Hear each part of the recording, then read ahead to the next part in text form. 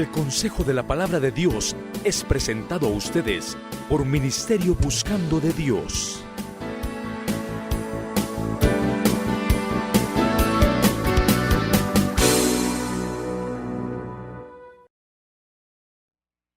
Quiero pedirles favor, se pueden abrir su Biblia en el libro de Efesios, capítulo 2.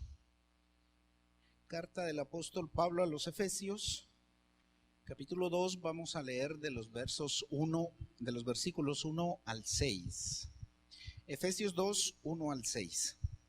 La palabra del Señor dice: Y Él os dio vida a vosotros cuando estabais muertos en vuestros delitos y pecados, en los cuales anduvisteis en otro tiempo, siguiendo la corriente de este mundo, conforme al príncipe de la potestad del aire, el espíritu que ahora opera en los hijos de desobediencia, entre los cuales también nosotros vivimos en otro tiempo en los deseos de nuestra carne, haciendo la voluntad de la carne y de los pensamientos, y éramos por naturaleza hijos de ira, lo mismo que los demás. Pero Dios, que es rico en misericordia, por su gran amor con que nos amó, aun estando nosotros muertos en pecados, nos dio vida juntamente con Cristo.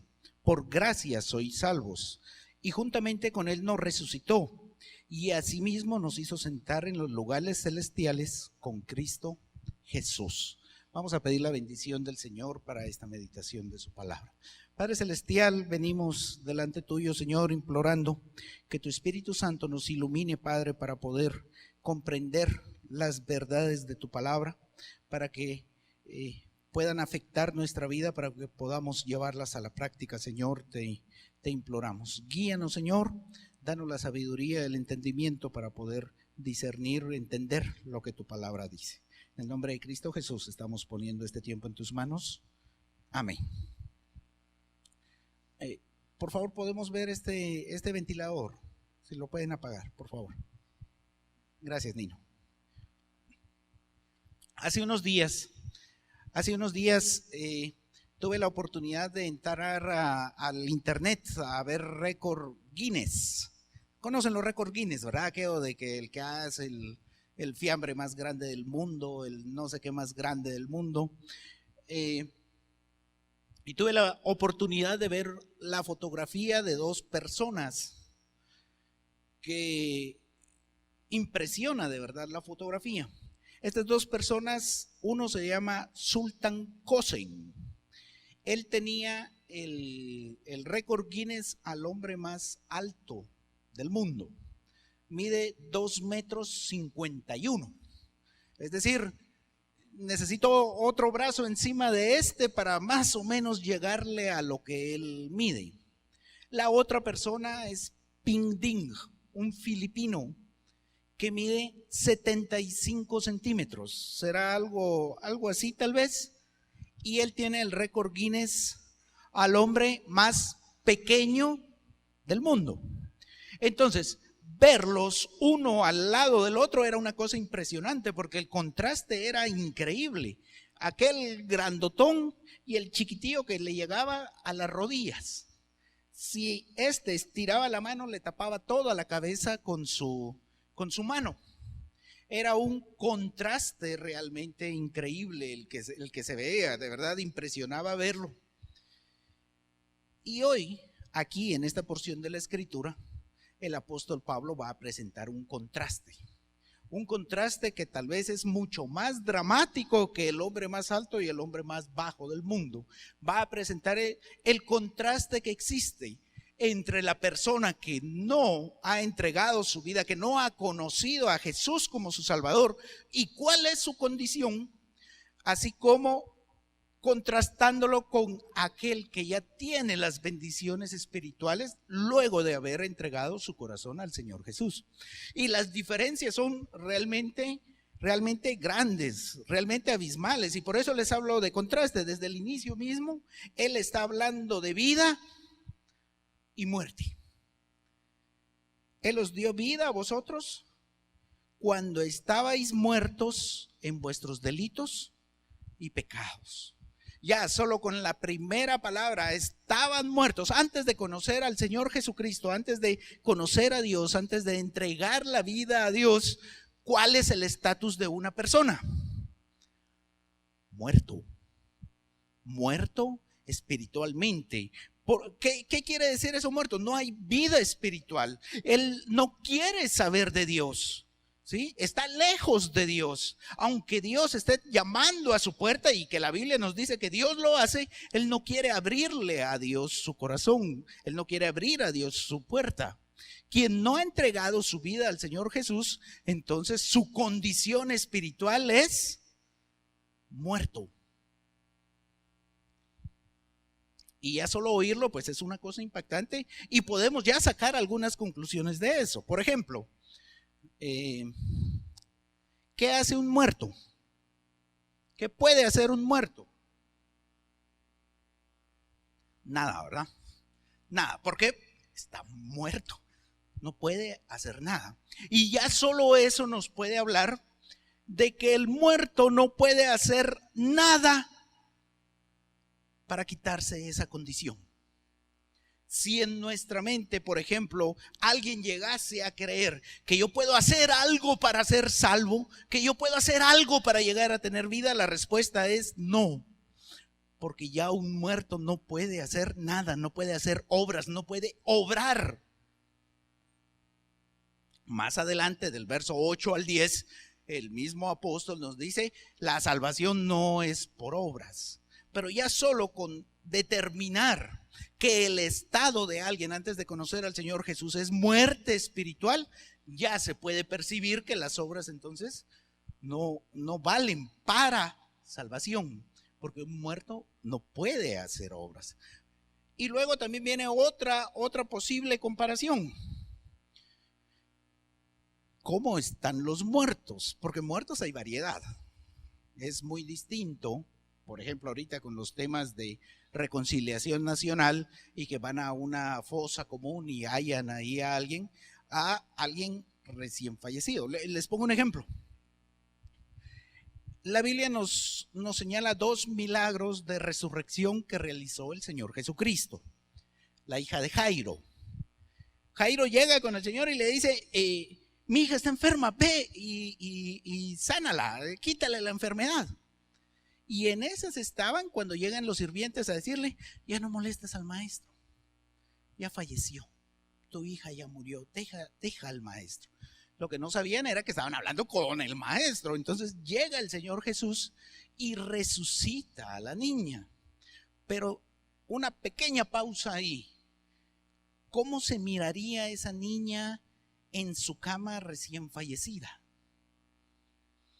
Pues a lo mejor aún conservaba todavía el calor en su cuerpo. Prácticamente estaba como dormida. Pero ¿cuál era su estado real? Muerto. Estaba muerta. Hay otro milagro de resurrección del Señor Jesús. El Señor Jesús se acerca a la tumba de su amigo Lázaro y dice, remuevan la piedra. ¿Qué dijo la hermana? La hermana de Lázaro. No, Señor, lleva 4 días en la tumba, ya hiede. Eso es lo que le dijo la hermana. También el Señor Jesús resucita a Lázaro. Pero ¿qué quiero decir? Que hay muertos que hieden, perdón por la expresión, y hay muertos que no se ven mal, ni siquiera aparentan que están muertos. Hay muertos espirituales que la misma sociedad los rechaza, ¿sí? Sicarios, consumidores de droga, la misma sociedad dice, este muerto, ¿sí? Hiede. Muertos espirituales que a través de su actividad manifiestan realmente que hay muerte dentro de ellos, muerte espiritual, que están lejos de Dios. Pero hay otro tipo de muertos espirituales que pagan sus impuestos, que están estudiando en la universidad, que son nuestros compañeros de trabajo, que pueden ser nuestros familiares, muy éticos, muy correctos, pero ¿cuál es su estado? Muerto, si no han conocido al Señor Jesucristo como su Señor y su Salvador. ¿Sí? Entonces, muertos hay de varios tipos. Y cuidado, joven, cuidado, señorita, porque yo creo que ninguno de nosotros, ni en nuestra peor pesadilla de aquellas que nos levantan en la madrugada y ya no podemos dormir, ninguno de nosotros hemos tenido la pesadilla de que estamos besando un muerto. Pero ojo que alguno de ustedes puede estar besando un muerto. Cuidado, esa es la condición espiritual del que no ha creído en el Señor Jesús.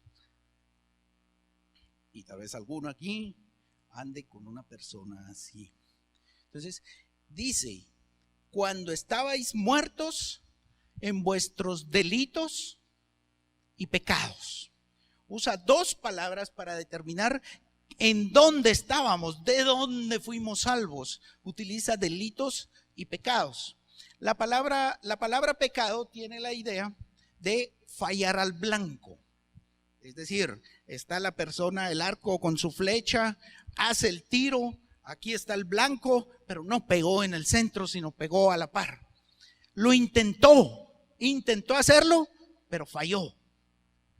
En cambio, la palabra delito indica una actitud en donde hay alevosía, planificación, premeditación. En términos jurídicos hay dolo, hay planificación para hacerlo.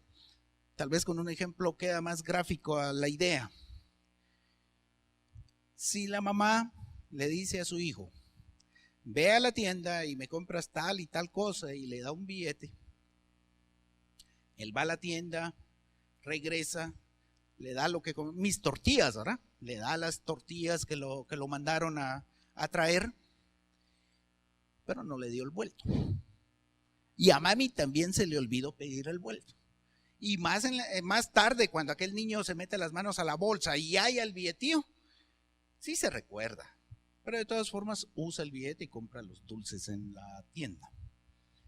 Muy distinta es la situación en donde el chico sabe que el billete está en la gaveta, donde están los cuchillos ahí en la cocina, pero mami está cocinando. Entonces se pone a pensar, saca el celular de mami y lo va a dejar allá hasta el otro lado de la sala, para que cuando suene, mami, te llaman. Entonces mami sale a atender el celular, aquel entra, abre la gaveta, toma, ahí hay dolo, ahí hay planificación, ahí hay esta palabra delito. Ambos son pecados. Ambos son pecados, ¿sí? No nos confundamos, son pecados porque estamos muertos en pecados. Delante de Dios, ambos son pecados. Lo único es que unos son más graves que el otro. Por eso les digo, hay distintos tipos de muerto. Algunos muy decentes, éticos incluso en conducirse, pero su estado espiritual es muerte. Esa es la condición del hombre, de la mujer que no ha conocido al Señor Jesús. Muerte espiritual. ¿Por qué? Porque está separado de Dios. La muerte es separación siempre. Cuando nosotros morimos en este mundo hay una separación física. Nuestra parte inmaterial va al Padre y el cuerpo se queda aquí. Aquí hay muerte espiritual. ¿Por qué? Porque la persona que no ha conocido al Señor está separada de Cristo. Y a partir de aquí, luego de señalar que quien no tiene a Cristo es un muerto espiritual, principia el gran contraste, Pablo a describir el contraste que hay en los siguientes dos versículos. En los siguientes dos versículos Pablo va a describir cuál es la condición del muerto espiritual. ¿Cuál era nuestra condición antes de conocer al Señor Jesús? Y prácticamente él señala aquí 6 cosas. Practica pecado, sigue la corriente del mundo, obedece al diablo, es un hijo de desobediencia, hace la voluntad de la carne y es un hijo de ira, es decir, solo le espera el juicio. Solo juicio le espera. Y es increíble que podamos sacar todo eso de solo 2 versículos. Por favor, vamos al versículo 2. Hablando de los delitos y los pecados, dice, en los cuales anduvisteis en otro tiempo. Andar quiere decir que estaba metido en ello, día a día. Andar quiere decir que practicaba el pecado. No podía detenerse, fuera un vicio, fuera pensamientos inmundos, fuera mal vocabulario. La persona que no conoce al Señor Jesucristo no puede detenerse de la práctica del pecado. Andaban en delitos y pecados. Claro, ahora debemos de pensar nosotros, quienes ya hemos creído en el Señor Jesús, ¿hay alguna práctica de pecado en nuestra vida? Porque nosotros pecamos. Perfectos no somos, pecamos, pero no deben de haber prácticas de pecado en nuestra vida. No debe de haber algo cotidiano en nuestra vida con lo cual estamos cayendo, practicando el pecado. Eso ya no debe de existir en nosotros porque ya tenemos vida espiritual. Pero el muerto espiritual, sí habla la Biblia entonces de que practicaba el pecado, andaba en ese pecado día a día, siguiendo la corriente de este mundo. Siguiendo la corriente de este mundo. ¿Qué es lo que el mundo es? El sistema en el cual nos movemos, dominado por Satanás, según dice más abajo el versículo. ¿Y qué es lo que busca el mundo? El mundo busca fama, el mundo busca dinero, el mundo busca sobresalir sobre todo. En el mundo hay mucho orgullo. En el mundo hay mucho orgullo. Eso es lo que el mundo busca, ¿sí? Y esas son las ideas que implanta. Ideas de moda, ideas del cuerpo, de conservar el cuerpo perfectamente o mucho más delgado de lo que debes. Ese tipo de ideas son las del mundo. Y muchas veces los grupos de amigos con los cuales nosotros nos desenvolvemos nos empujan hacia el mundo. ¿Por qué? Porque ellos están en la corriente del mundo, según lo que dice este versículo. Nos empujan hacia el mundo. Y el muerto espiritual está en esa corriente, ¿sí? Sigue la corriente del mundo. ¿Saben cuál es una ilustración que es fea, pero igual se las comento? Es la de un pez muerto. Un pez muerto en el río. Sí, la vez pasada no sé qué pasó en el Motagua y había muchos peces muertos. Era horrible ver eso. Ver cómo en el río iban un montón de peces, cadáveres, rumbo al mar. ¿Sí? El muerto espiritual es simplemente eso, un pez muerto en la corriente de este mundo, rumbo al castigo eterno. Rumbo al castigo eterno. Qué dramático podernos a pensar cómo es, y si hay alguien aquí que no ha recibido al Señor como su Señor y Salvador, al Señor Jesucristo como su Salvador, déjeme decirle que aquí la Biblia está describiendo la condición espiritual que usted tiene actualmente. No es Ricardo Méndez el que está hablando, lo estamos leyendo de la palabra del Señor. Aparte es el salmón. ¿Han visto ustedes el salmón cuando va en el río y que incluso salta contra la corriente porque él quiere regresar al lugar donde nació? ¿Han visto esas imágenes de un pez que va en contra de la corriente? Esa es la labor del cristiano. Esa es nuestra labor, ir en contra de la corriente. ¿Y qué? ¿Todo mundo va hacia allá? No, yo no. ¿Por qué no? Porque yo honro a mi maestro. Porque el Señor Jesús es mi Señor y a Él le disgusta que yo haga esto. Ir en contra de la corriente, eso es lo que se espera del creyente. No ir él también metido dentro de esa corriente. Siguiendo la corriente de este mundo, conforme al príncipe de la potestad del aire. Y vean, la mayoría de teólogos ven aquí a Satanás. No hay otra interpretación. El mundo está bajo el control de Satanás y por lo tanto todos aquellos que están en muerte espiritual están bajo el control de Satanás.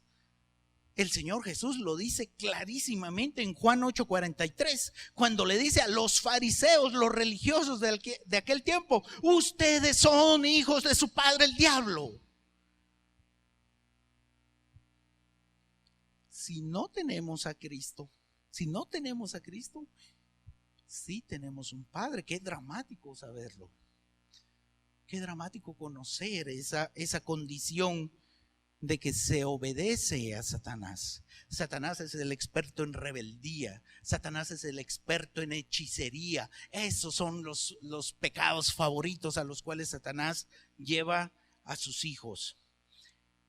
Es decir, todos aquellos que no han creído en el Señor Jesús.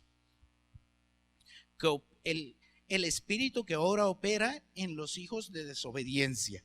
Es un hijo de desobediencia, es decir, un esclavo del pecado, aquel que no ha creído en el Señor Jesús. Entre los cuales también nosotros vivimos en otro tiempo, en los deseos de nuestra carne, haciendo la voluntad de la carne y de los pensamientos.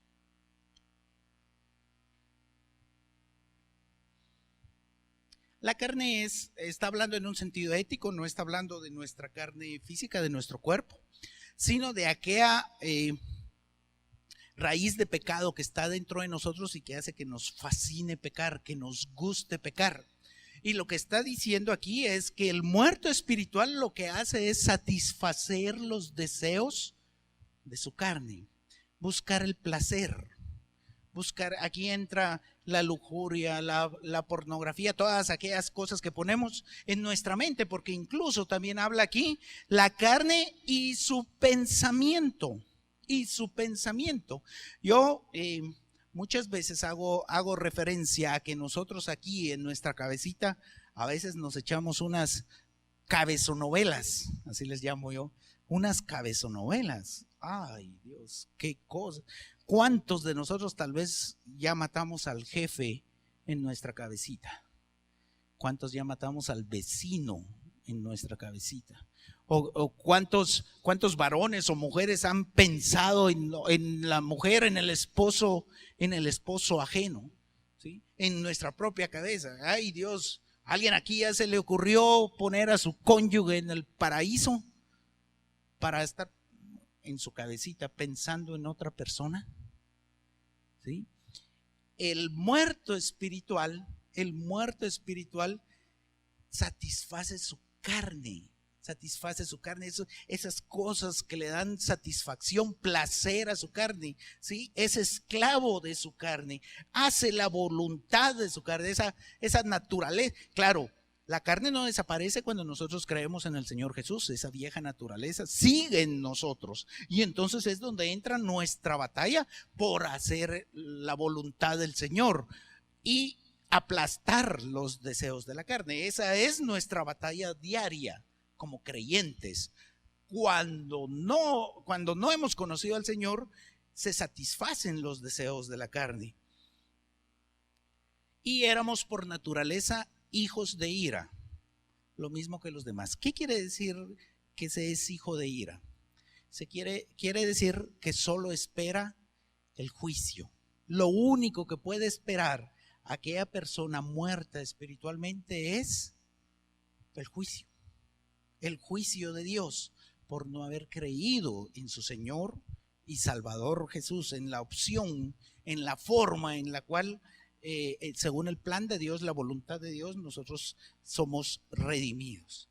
Y entonces por eso les digo, mis hermanos, que Pablo lo que presenta aquí es un contraste, porque todo lo que hemos dicho ahorita, lo que está señalando es quien no ha creído en el Señor Jesucristo está en un pozo horrible, sin esperanza, solo esperando el juicio. Eso es lo único que puede esperar.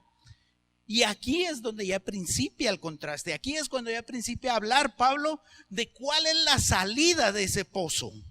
¿Qué es lo que Dios hizo para que pudiéramos salir de ese lugar? Dice el verso 4, pero Dios, que es rico en misericordia, millonario en misericordia. ¿Sabe usted qué es la misericordia?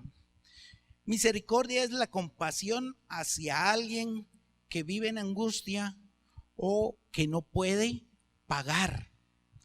Cuando usted le da algo a alguien que no puede pagárselo porque tiene hambre, porque está padeciendo y usted le lleva la comida, ahí usted está siendo misericordioso. Sabe que no se lo va a poder devolver, pero ese pobre estaba en angustia porque tenía el estómago vacío y usted le lleva comida. Ahí está ejercitando la misericordia. ¿Cómo nos vio Dios? No podíamos hacer nada si estábamos muertos espirituales. Y Él, que es rico en misericordia, proveyó una forma en la cual nosotros pudiésemos tener salvación. Dios, que es rico en misericordia, por su gran amor con que nos amó. Por amor es que Dios actuó para salvarnos. Su infinito amor, por su gran amor con que nos amó, aún estando nosotros muertos en pecados, aún cuando estábamos en esa condición perdida de muerte, Dios nos amó y por eso actuó en su misericordia. Y aquí también vale poder hacer una acepción del amor, porque en nuestro contexto latinoamericano, tenemos la idea, o se nos ha dado la idea de que el amor es así como un virus, ¿verdad? Así de que, ay, me pegó el amor. Las señoritas dicen, ay, es que estoy enamorada, es que es divino, ey, ya no puedo pensar, como que si iba caminando y había un virus de amor ahí, se infectó, ya está enferma de amor, ya no ve ni quién es, ni qué hace, ni si tiene futuro, de nada, está infectada de amor. La Biblia nos enseña que el amor es una decisión. Decisión, dirían los españoles. El amor es una decisión. ¿Cuándo nos amó el Señor? Cuando ya estábamos bañaditos, vestiditos con traje nuevo, arreglados, perfumados. Ahí nos amó el Señor. No, cuando estábamos metidos en el lodo del pecado. ¿Sí? En ese momento el Señor nos amó. ¿Por qué? Porque tuvo la decisión de amarnos. ¿Por qué para el matrimonio se hacen votos? Porque el amor está sustentado en una decisión. ¿Sí? En la riqueza, en la pobreza, en la salud, en la enfermedad, yo permaneceré contigo. El amor es una decisión, está sustentado en una decisión. Claro, tiene todas sus emociones, no digo que no. Tiene todas sus emociones, pero está sustentado en una decisión. Y Dios decidió amarnos eternamente, dice la palabra. Eternamente, porque Dios es amor. Entonces, por su gran amor con que nos amó, aún estando nosotros muertos en pecados, nos dio vida juntamente con Cristo. Por gracia sois salvos. ¿Qué hizo el Señor? Proveyó un medio de salvación, una forma de salvación. Proveyó al Señor Jesucristo, que se entregó en la cruz, que llevó la culpa para que nosotros no llevásemos ese juicio. Claro, en la justicia perfecta de Dios, el pecado, el delito merecía castigo. Y el castigo es muerte, porque la paga del pecado es muerte, dice la Escritura. Y la noticia es que alguien murió, pero ya no fui yo, fue mi Señor Jesucristo que fue a la cruz del Calvario para que ese castigo no fuera sobre mí. Por su gran amor con que nos amó, Él proveyó una forma en la cual no habría condenación para todo aquel que pusiera su fe en el Señor Jesucristo. Y entonces, ¿qué sucede con aquellos que han creído en Cristo? Porque este es el contraste. Antes había muerte. ¿Qué hay ahora? Según el verso 6, todos aquellos que han creído en el Señor Jesucristo han sido resucitados. Todos aquellos que han creído en el Señor Jesucristo han sido resucitados, es decir, ya tienen vida, ya tenemos vida. Al momento de venir al Señor Jesús ocurren incontables bendiciones espirituales sobre nosotros, y ustedes pueden leerlas en Efesios 1. El Señor nos predestinó, el Señor nos escogió, el Señor nos salvó, el Señor nos selló con su Espíritu Santo. Todo eso es lo que hace el Señor y nos da vida. ¿Sí? Nos da vida espiritual, ya podemos entrar a su presencia, ya el velo se rompió, yo puedo entrar a la presencia del Señor, puedo adorarle, puedo plantearle mis peticiones en su misma presencia. Ya mis obras cuentan. Ya no es como antes, donde el muerto no podía hacer nada. Lo que tú hagas ahora, estando en el Señor Jesús, ya va a tu cuenta. Él ya lleva la cuenta. Por supuesto, te va a decir si la obra que haces, el servicio que prestas, es oro o es madera o es papel que se quema. Él lo va a decir. Pero ya puedes acumular obras a tu cuenta, las cuales Dios preparó de antemano para que anduviésemos en ellas. Eso es lo que dice Efesios más abajito. Entonces, ¿qué hace el Señor? Nos resucita y luego, y asimismo, al final del verso 6, y asimismo nos hizo sentar en los lugares celestiales con Cristo Jesús. Qué interesante, el Señor nos dio la bendición espiritual de estar sentados en los lugares celestiales con Cristo Jesús. ¿Qué es eso? ¿Qué es eso? Allí es donde debemos de venir al Señor a pedir el entendimiento para entender qué quiere decir que aparte de la gran bendición de resucitarnos, de darnos vida, nos hizo sentar en los lugares celestiales con Cristo Jesús. Vamos por favor, ahí mismo en Efesios, en el capítulo 1.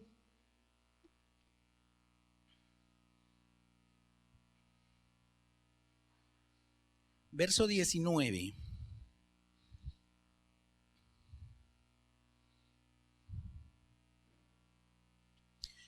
En el verso 18 Pablo está pidiendo que el Señor nos ilumine para entender qué, para entender, verso 19, cuán incomparable es la grandeza de su poder, me paso a la Reina Valera, para entender cuál es la supereminente grandeza de su poder. Esas palabras son poéticas, la supereminente grandeza. Pablo está diciendo la gran grandeza, la hipergrandeza del poder, la exageración de grandeza. Es que pueden ustedes imaginarse una cosa grande. Eso es lo que Pablo está diciendo, la supereminente grandeza del poder de Dios. La Biblia nos dice que el universo está en la palma de la mano de nuestro Dios. ¿Cuál será la grandeza de su poder entonces? Entonces Pablo aquí está pidiendo, por favor vean por un momento cuán grande es el poder de nuestro Dios. Aquí sí podemos decir la hiper mega grandeza del poder de Dios. Ven que eso es lo que dice, la supereminente grandeza de su poder, o como dice la versión internacional, la incomparable grandeza de su poder. Vemos el gran poder de Dios por un momento, nos imaginamos ese Dios todopoderoso que creó el universo y que es un Dios personal y que está atento a tu oración y a tus necesidades. Qué gran poder de nuestro Dios, el Dios todopoderoso que hace algo. ¿Qué hace con ese poder para con nosotros los que creemos? ¿Qué está diciendo? El gran poder de Dios está a tu favor, que a ti que has creído. El gran poder de Dios está a favor tuyo. Porque ya te salvó. Y ese es el milagro más grande por el cual nosotros podemos alabar a Dios. Cuando regresaron los enviados del Señor Jesús, le dijeron: Señor, venimos alegres porque en tu nombre hicimos milagros y hubo personas que sanaron. Y el Señor les dice: quietos, alégrense que su nombre está inscrito en el libro de la vida. Porque ese es el milagro más grande que el Señor ha hecho contigo. Si ya creíste en Él, tu nombre está inscrito en el libro de la vida.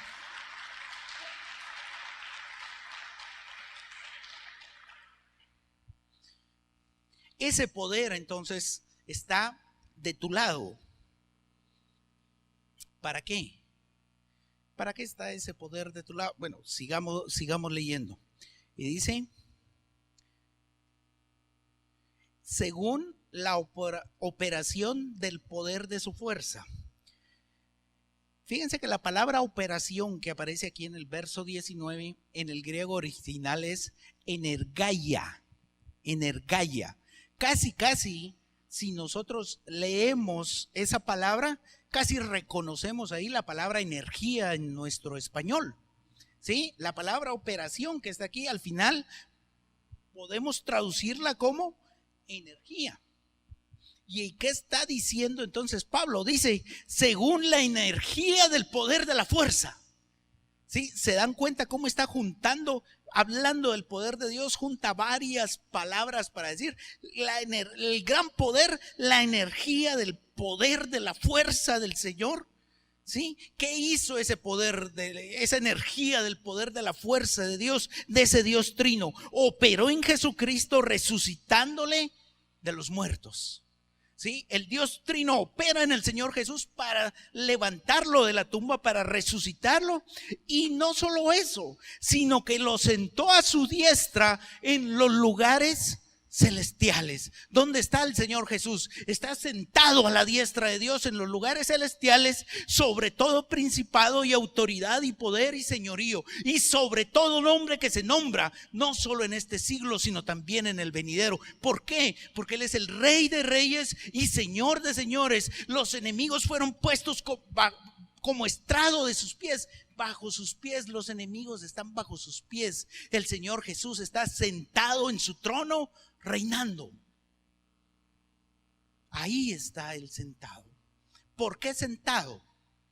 Por dos cosas, básicamente por dos cosas. La primera es, sentado es una posición de descanso, porque la obra ya está hecha. La obra ya se hizo, entonces es una posición de descanso, la obra está hecha.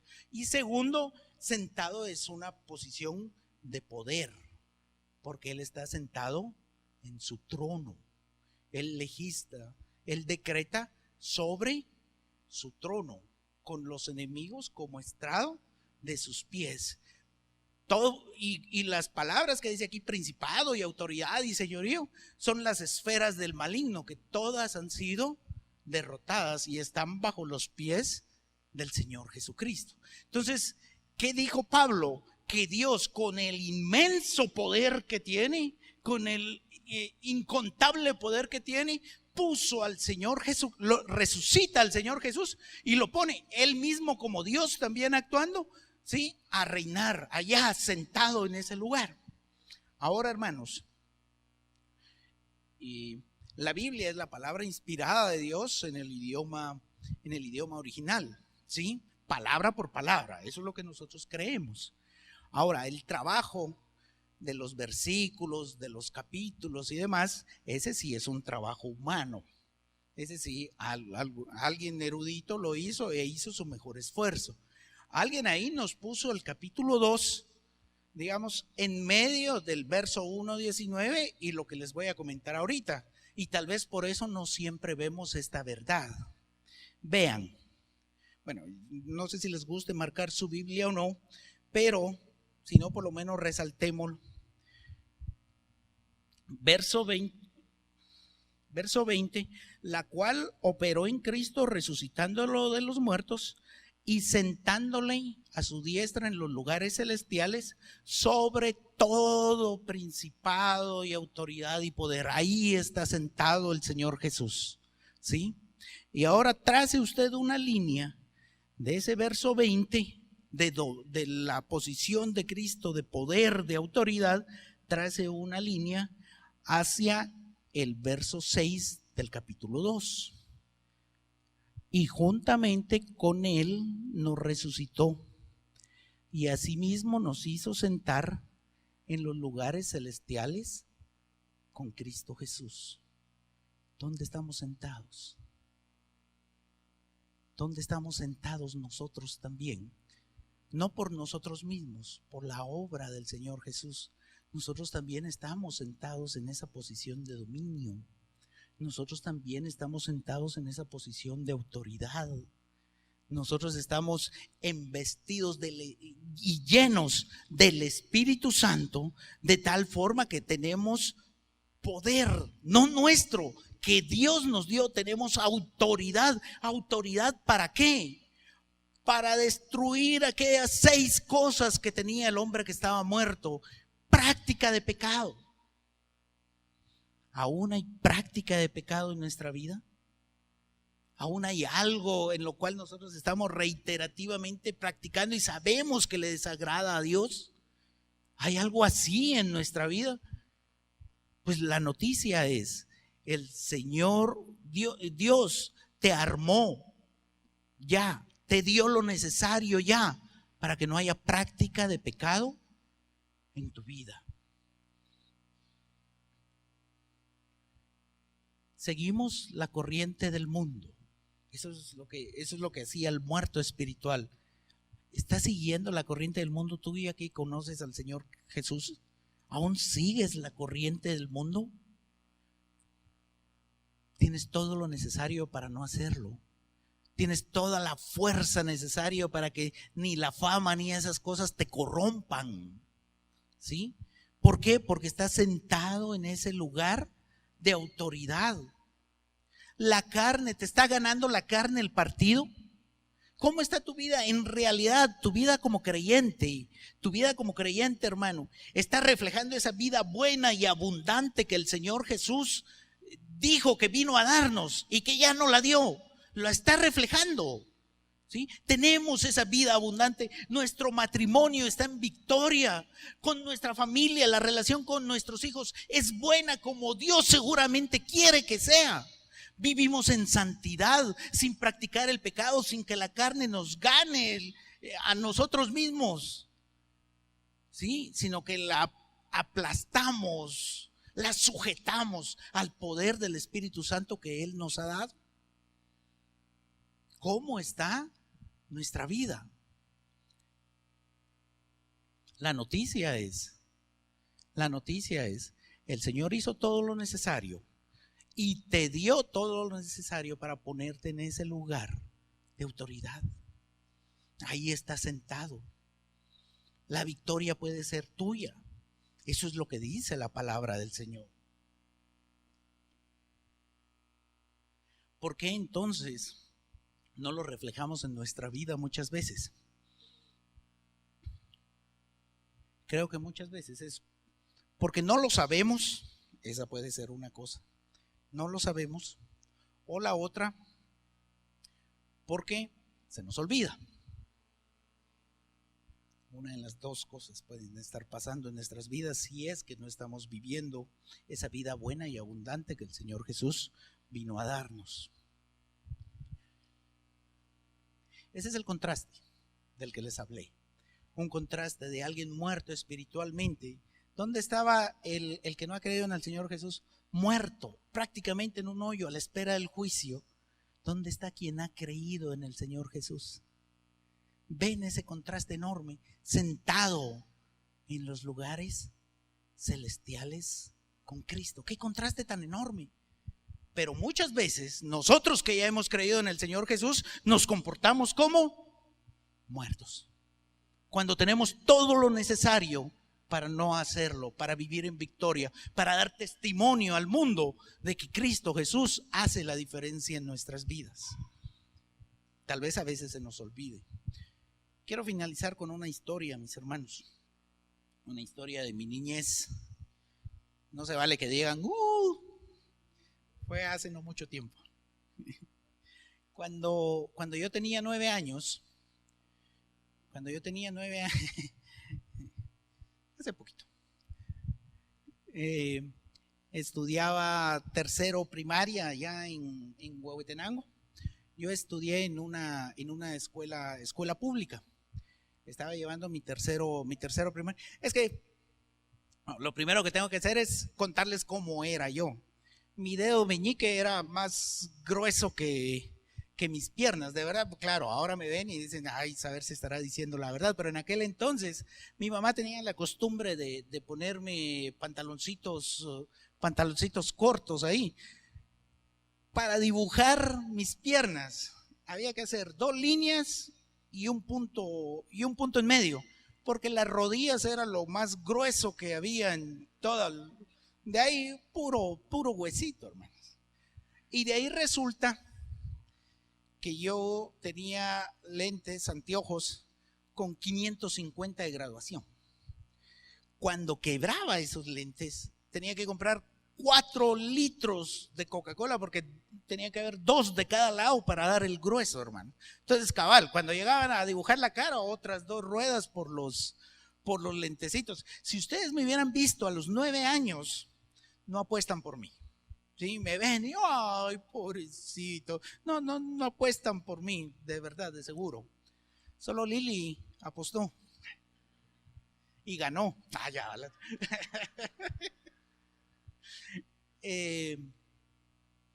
Estudiaba en escuela pública. Esa escuela, obviamente, de primero a sexto, 2 secciones de cada grado, 30 y tantos estudiantes por grado. Tenía, recuerdo, 2 patios interiores pequeños y la cancha de básquetbol. Los maestros ahí sabiamente habían determinado que el primer patio pequeño era para que jugaran los niños de primero, ¿verdad? Los más chiquitillos. Y el segundo patio interno era para que jugaran los niños de segundo primaria. Los más chiquitillos, digamos que tenían su patio. Todo el resto a la cancha de básquetbol. Había una cancha de básquetbol en donde de tercero a sexto, 2 secciones, es decir, 8 grados, nos estábamos ahí a la hora del recreo y antes de entrar a clases jugando en la cancha de básquet. Y no necesitan mucha imaginación, creo yo, para saber qué jugábamos, saber qué se imaginan que jugábamos. Fútbol, ¿no? Desde esa época tenemos la ilusión de llegar a un mundial, ¿no? Pero bueno.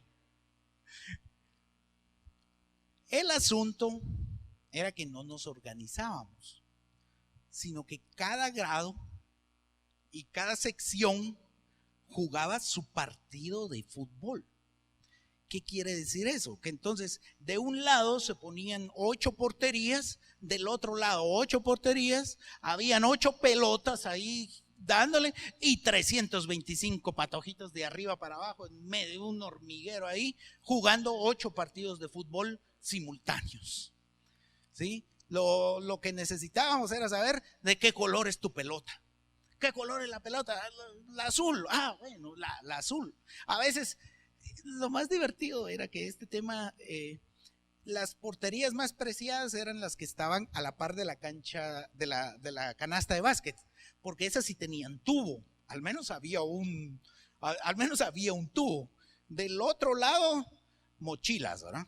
Mochilas, suéteres, refacciones, loncheras, todo lo que, eso era lo que hacía el otro tubo. Claro, ya medio partido era como de este ancho, entonces cualquier pelota que pasaba ahí, tuvo, poste, no fue gol, decíamos todos. Y aparte, para arriba, el truco era poner de portero al más bajito de la clase. Así cuando pasaban alto, no muy alto, como que si el travesaño imaginario que había ahí dependía de la altura de perdida. No, muy alto, no fue gol. Pero a veces, como les digo que las porterías más preciadas eran a la par de la canasta, a veces no conseguíamos la misma portería del otro lado.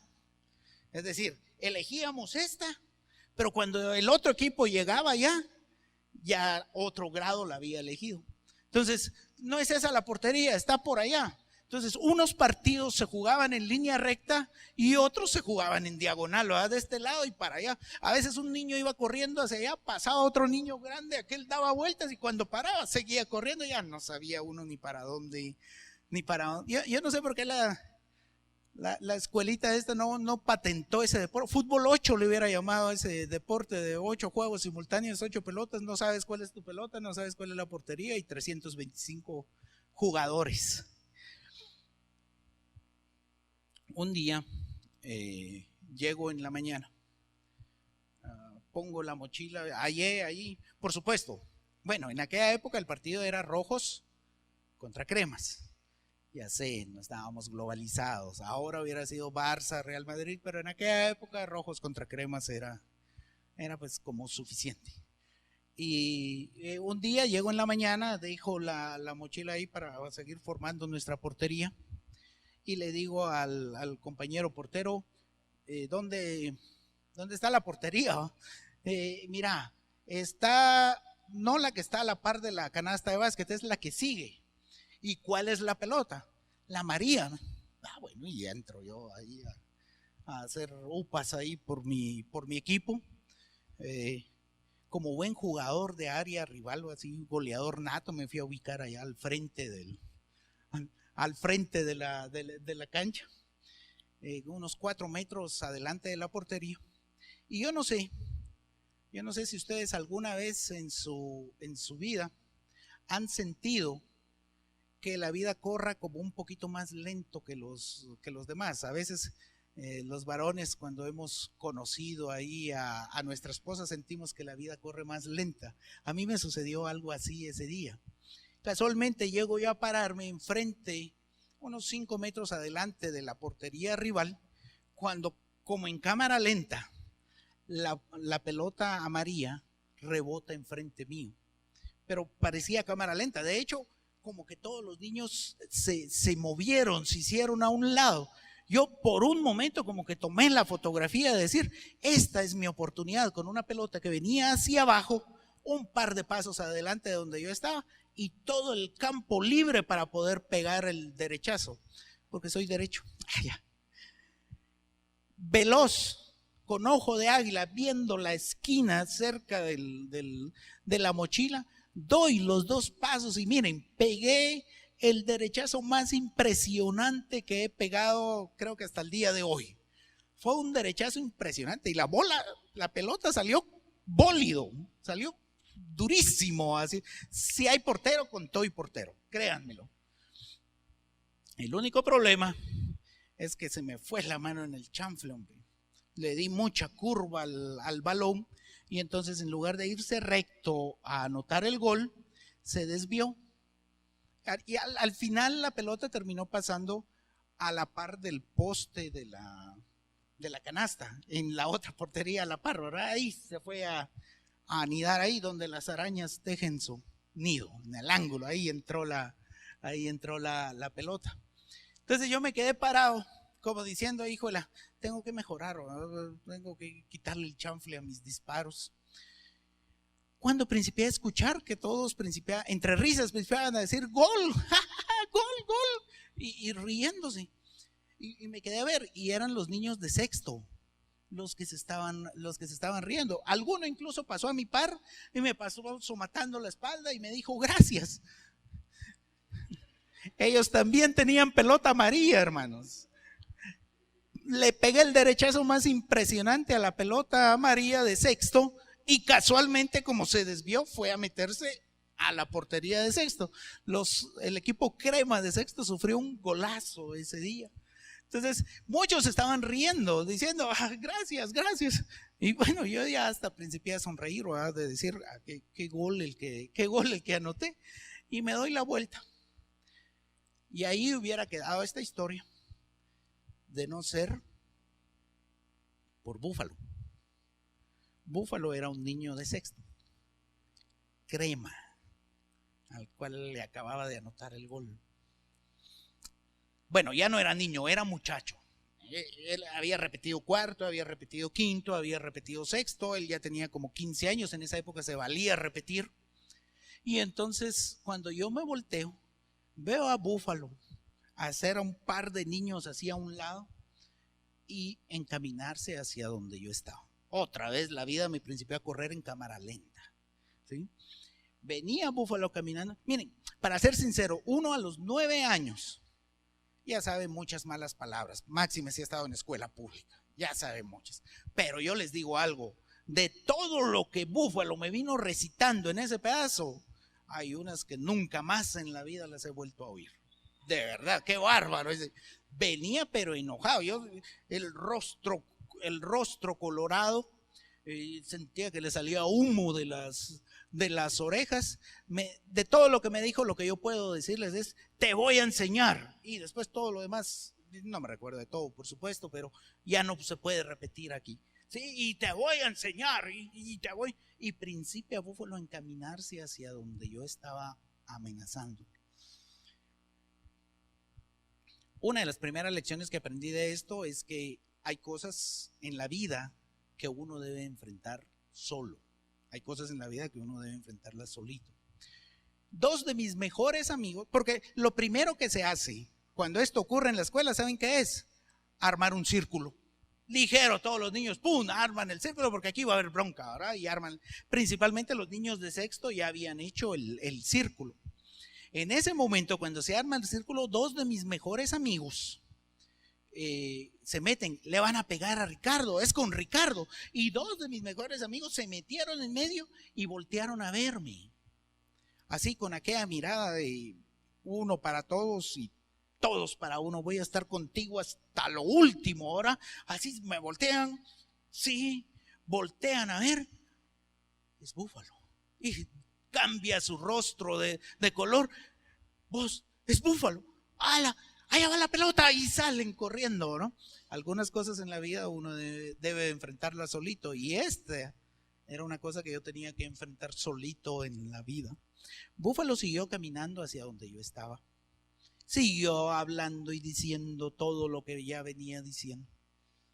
Llegó donde yo estaba, con la mano izquierda me agarra del cuello de la camisa y me zarandeó. A la primera, por supuesto, como que si fuera monigote.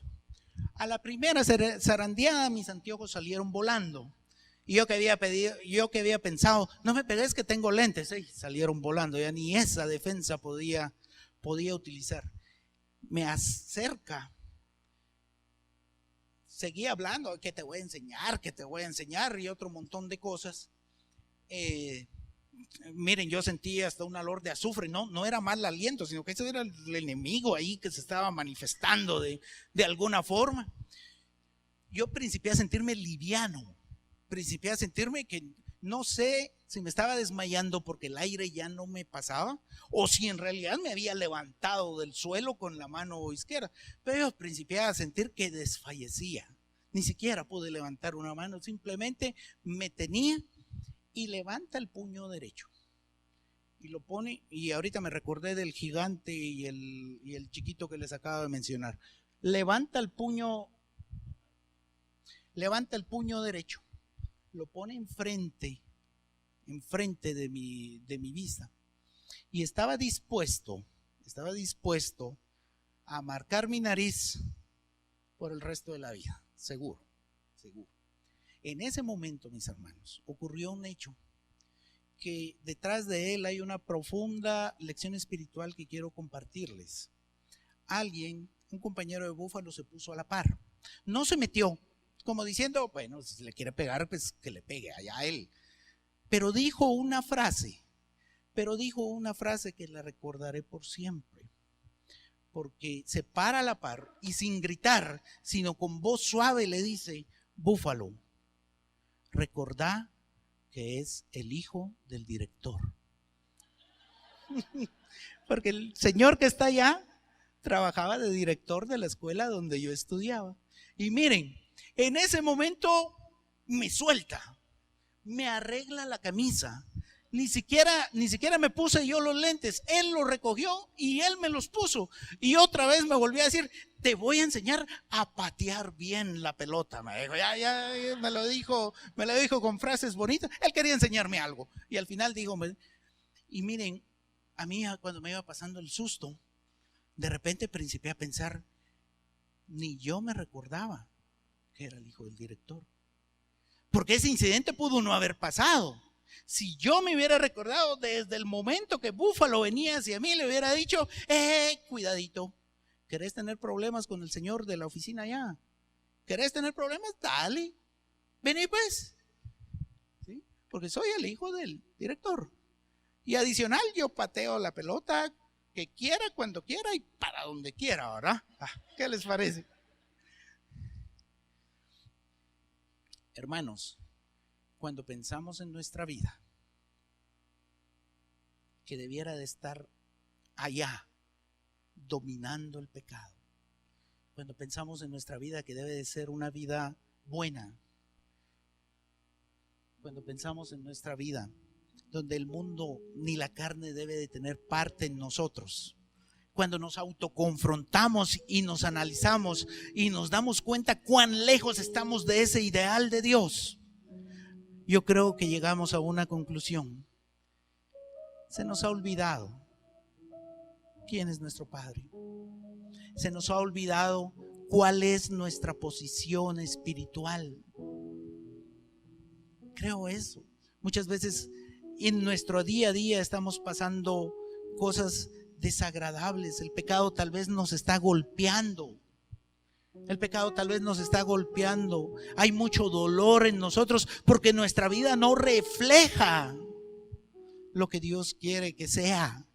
Porque nuestra vida no es así. Y probablemente sea porque se nos ha olvidado quién es nuestro papá y cuál es la posición espiritual que nosotros tenemos, qué armas nos han sido dadas para poder vencer ese pecado, para poder vencer esa práctica de pecado, para poder tener una vida buena, una relación buena en nuestra familia, con nuestro cónyuge, que la tristeza no nos gane, que la depresión no nos gane. Tú tienes una posición de autoridad como hijo de Dios. Él te ha dado todas las herramientas necesarias para poder vivir una vida buena y abundante. Hoy lo estudiamos. Te ha sacado de muerte, te ha puesto en un lugar de eminencia, en un lugar alto, con autoridad espiritual, porque te dio su Espíritu Santo. Y tal vez cuando te confrontas, cuando piensas en cómo está tu vida, te das cuenta que estás muy lejos de vivir eso por lo cual Dios, Cristo Jesús, vino a morir por ti. Quiero pedirles, mis hermanos, que cada uno de nosotros pensemos en nuestra propia vida por un momento, que nos analicemos, cerremos nuestros ojos, inclinemos nuestro rostro y por favor pensemos por un momento si se nos ha olvidado quién es nuestro Padre, si por un momento se nos ha olvidado cuál es nuestra posición espiritual. Que pensemos por un momento si en nuestra relación de pareja nos está ganando el orgullo, nos está ganando el egoísmo. Si la forma en la que nos conducimos con nuestra familia, con nuestros hijos, todo lo que decimos no está reflejando ese inmenso amor del Señor.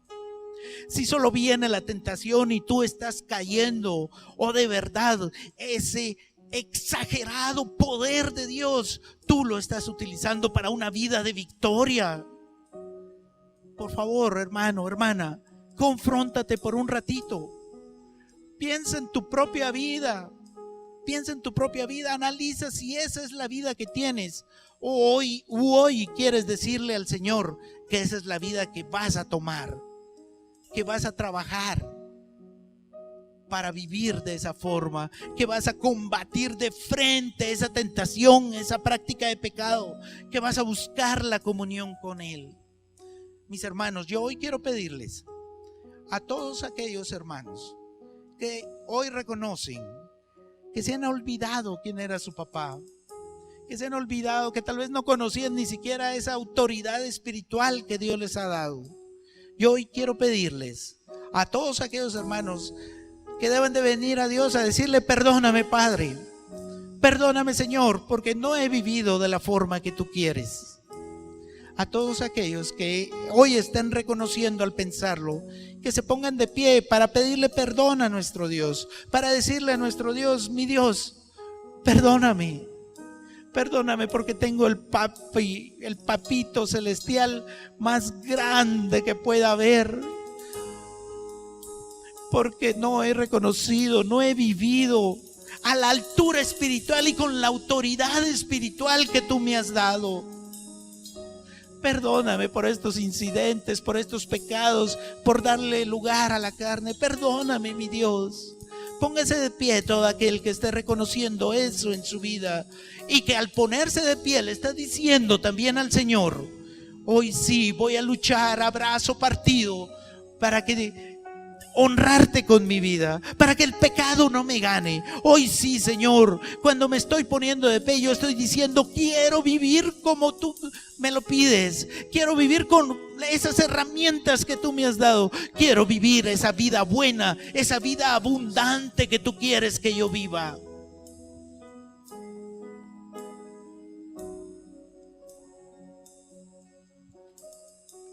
Y no quiero terminar esta meditación, mis hermanos, haciendo un llamamiento, porque hoy nosotros nos enteramos que el que no ha entregado su corazón al Señor Jesús, el que no le ha creído como Señor y Salvador, está muerto espiritualmente.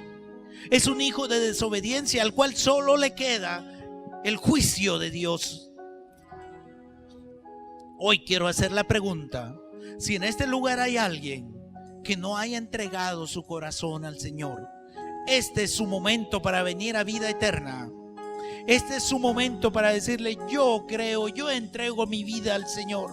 Este es el tiempo. Y lo que voy a pedir es no solo que se ponga de pie, sino que pase aquí al frente para demostrar delante de la iglesia, pero más delante de su Señor, que de verdad está creyendo en Él.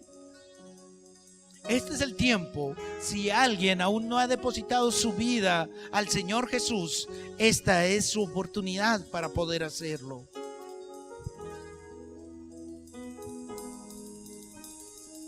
Levanta tus manos donde estás. Y por medio de esta canción confirmamos al Señor que seguiremos siendo fieles a ti, Jesús. Siendo fieles, Señor. Dile, Señor.